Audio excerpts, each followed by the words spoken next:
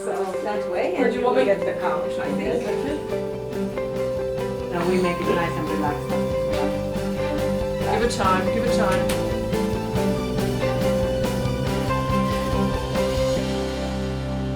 So welcome to this informal chat that we have organized here at ETF when we have very important and interesting guests. And today we have a pleasure to host in conversation with Pilvi Torsti, the European Ombudsman Emil O'Reilly. Welcome. Thank you so much.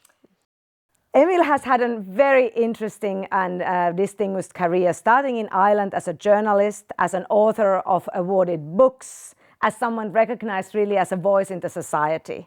Then bringing her to the office of the Ombudsman in Ireland, where she served as the first female ombudsman for 10 years, before being elected by the European Parliament as the Ombudsman of the European Union some 11 years ago. So she actually had to go the election process 3 times to be serving in that role. So I would really like to bring Ms. O'Reilly, or if I can call you really Emily here, Please, to this conversation, and asking that now when you reflect back your 11 years in the EU level, 10 years in Ireland, so where do you see really is the value of an ombudsman? What does the ombudsman really do at the heart and soul of the function? Well, I have different ways of answering that. I mean, I like to say in the European context, we keep the good guys good, you know, because the EU administration, the EU generally is, is served and practices very high values and principles in relation to democracy, the rule of law and all of that. And especially when you're in a highly challenged world politically at the moment, it's really important that the European Union not just does well for its own citizens, but also serves as an exemplar of democracy and the values of democracy for the rest of the world. And the Ombudsman is there sort of as that bridge between the administration and the people, explaining one to the other sometimes, but also making sure that the people are treated justly by the administration, not just legally correctly, but also justly and fairly, because that is the essence of democracy. And that's why the Ombudsman is such an important part of the architecture of the administration. When you look now with this perspective you have, and having been a very powerful voice for the citizens and for the rights, and probably also feared by some as a strong voice. So what would you see at the moment are really the biggest challenges or challenge for the EU in this field when we look at the transparency, the rights of the citizens, the really field where the Ombudsman works? Yeah, I mean, we have issues there, certainly. I mean, under the European Treaty, people have a right to take part in the democratic life of the Union. That's what the treaty says. But you can only take part in something if you know what's going on in the first place. And therefore, it's really important that they get access to documents and information that will enable them to take part in the life of the Union by trying to influence what's happening and so on, or even just knowing as a citizen what's going on when they go to make their own political choices, either nationally or at European level. Is there an example that would come to your mind on this access to documents, which would really give to our viewers a sense that what it can mean and what kind of documents actually are either non-accessible or people don't realize that they have a right to access? Well, one of the cases we're dealing with at the moment concerns the Memorandum of Understanding that the EU has carried out with Tunisia in relation to migration and so on. And you know how contested asylum migration is at the moment. And, there is an issue around accessing information in relation to that. Politicians make political choices, but we do have a right to know on what basis they've made those choices, what they took into consideration. And the documents around those memorandums of understanding or other types of political decision making are very important, because things can't be done opaquely. The politicians have the right, because it is a representative democracy that we live in, and they have the right to make those decisions. But they need to explain them to us. And one way of explaining them to us is by letting us see the documents and the information on which those decisions were made. From the point of view of ETF, where we of course work a lot on the migration issues these days, one of the approach we've tried to take has been what we call a sort of 1+1+1, so that we should have the perspective of those countries where people are migrating from, we should have the perspective of the European Union, and very importantly, we should have the perspective of the individual who is actually looking at his or her unique life probably needing lifelong learning services and opportunities, but also meeting various officials, for instance, as part of the way. So does that approach, in sort of from your perspective, does it somehow serve in a right way? How would you comment on it? Absolutely, you have to get everybody's perspective. You know, I was talking to your colleagues earlier about the investigation we did into the drowning of 600 people when their boat capsized in Greece, and you know, I've talked about that a lot. And part of my thinking about it is the lack of imagination that we have. I mean, imagine 600 people drowning at the same time. Just imagine that. And you're a mother, so imagine, you know, being in that situation with a child. And that's sometimes what we miss, you know. And several years ago, when we had that incredible tragic image of that little boy washed up on the beach, and that changed politics, not forever, but for a period, you know. Chancellor Merkel gave a big welcome to Syrian refugees and so on, and people were incredibly touched by that. But why can we not be touched just by knowing about things without having to have the images served into our faces? And that, to me, is a big problem in relation to not just politics and decisions they make, but the extent to which we all collude in them in some way by not having the imagination to really understand these situations and to put ourselves in the situations that these people find us, because they are not other. They are us, just in a different place. Looking at the perspective of your long career, first as a journalist and then as an ombudsman, being recognized also women who shape Europe, it's of course encouraging also when you say that taking these cases is also a way to give visibility for the fates that are almost forgotten, if you like. Yeah. So if you now reflect your years as an ombudsman, how important it is to be right in the case to win it, or how much space there is also for giving visibility for the cases? Well, it's a mixture of things, you know. You're using various tools to have your recommendations accepted, but not just that, but to change cultural administrative attitudes as well. It's a hard battle, let me tell you. I mean, because well, everybody has a right to work, or we might be sued, or this, that, or the other. And my answer in relation to, well, somebody might take us to court, but I say, well, fine, at least we'll get legal clarity in relation to it. So, you know, you have to be patient. In some cases, some investigations that you do, you know almost from the start you're not going to get an immediate result. But it's important to put it out there. But you have to, even for posterity, for history, set the record straight in relation to certain events that happened. And then over time, things may change. And there is documentation on it. And there's yes, absolutely. Taken the long perspective you have and the various types of cases you've dealt with, are there one or two you would really like to mention that you think have been extremely significant and something to really recognize, be also proud of as an individual that has taken the courage at some point to deal with them? Well, I think the Frontex case I just mentioned, the relation to the sinking of the Adriana and the drowning of 600 people. When that happened, we sat back in our office and we thought, okay, well, let's wait and find, you know, let's see who's going to find out the facts. And nobody was, really, because there's no one EU body that's going to find out all the facts in relation to it. So I knew the Greek Ombudsman was doing an investigation in relation to the Greek Coast Guard, and I said, well, you know, Frontex is under our mandate. It's the EU Border and Coast Guard Agency.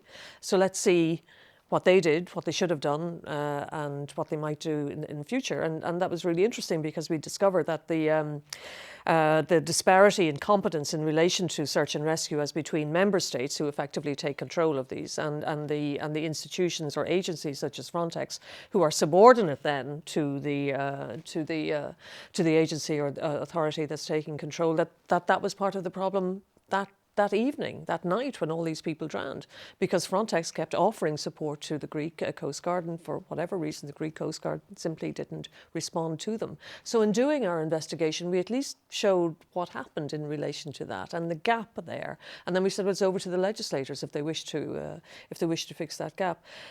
Two other cases which were, you know, not huge in their significance, but were important in terms, I think, that the humanity piece, you know, that sometimes can be missing from a lot of administration. We got a complaint from a young, somebody who'd been a stagiaire in the European Foreign Service, the European External Action Service.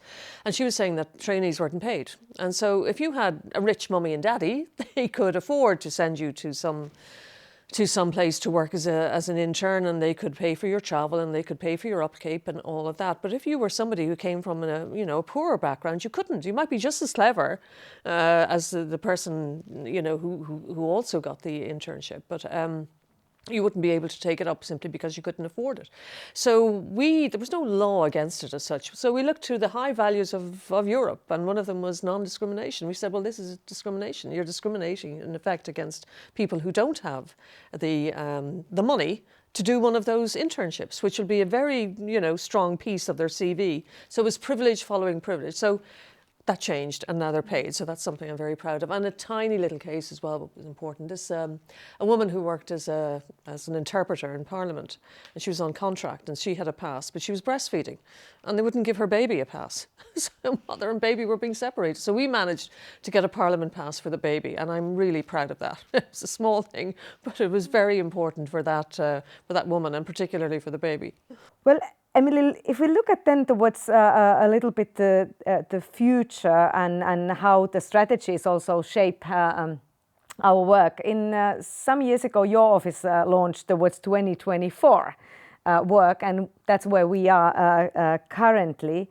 How have you seen the kind of strategic approach to the EU institutions, their mandates and so on has been influential? How has it helped to take your work forward? Well, I suppose the three pillars that we work on are, visibility, impact, relevance. I mean, people don't know you're there, then they're not going to come to you.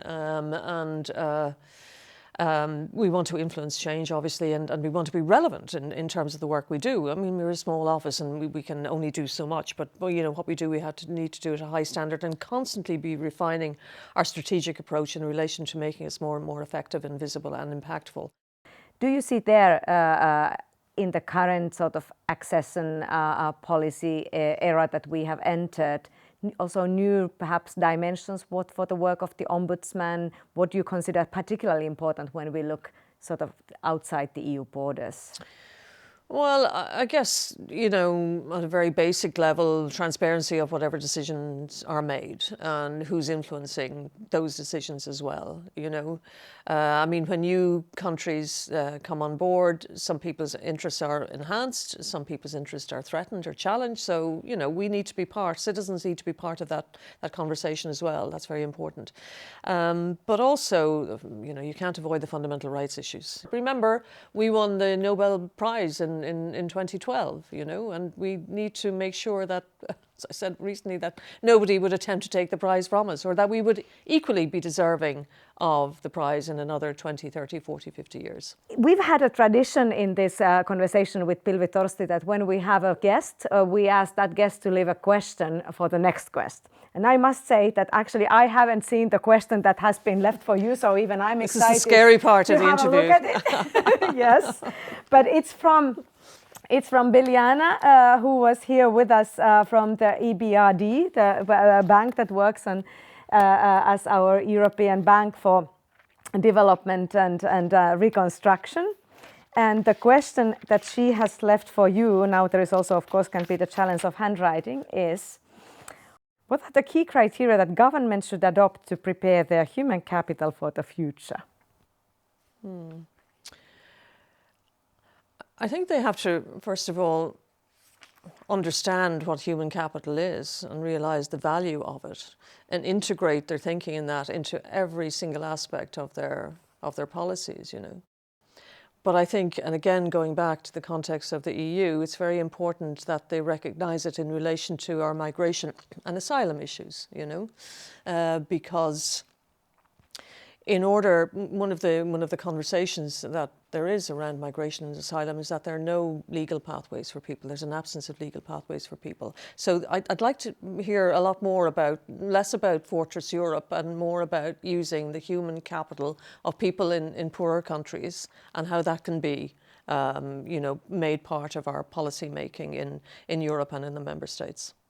Well, that's precisely, of course, where we place the work of ETF in the migration, that working in the countries, with the countries, and for the citizens, so that the migration approach could really be that of everyone benefiting. On one hand, the countries, on the other hand, the European Union, and definitely and most importantly, the citizens, the people that migrate themselves. Now comes sort of the funny part for you to do the question for the next guest, that we actually don't know yet who it will be, but definitely the issues that relate to the citizens' democracy in the future are very relevant for that person. So I give it to you for a second to do the question.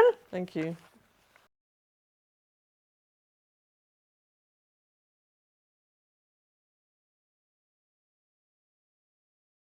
So thanks a lot. Thank with you. Excitement.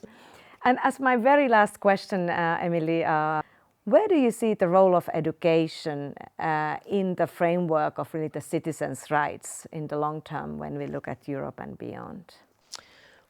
Well, I mean, obviously it's critical, but I mean, increasingly, I think, given the way social media, the internet is working, given the huge impact it's having on our thinking, on our politics, and so on, I think part of that education has to be around that, because I think at the moment and into the future, great harm is being done and can be done to democracy through these particular technologies, tools, and also by sometimes the people who use them and weaponize them in the way that they do. And that's why I think that particular piece of education, I think, has to be given a particular priority. Thank you very much. We end with that, and we hope the priority is given. European Ombudsman Emily O'Reilly, thank you so much for being with us tonight. Well, it was a pleasure, and thank you for inviting me. Thank you. So this was in conversation with Pilvi Torsti from the European Training Foundation, and we'll continue with the series with the next guest in the near future.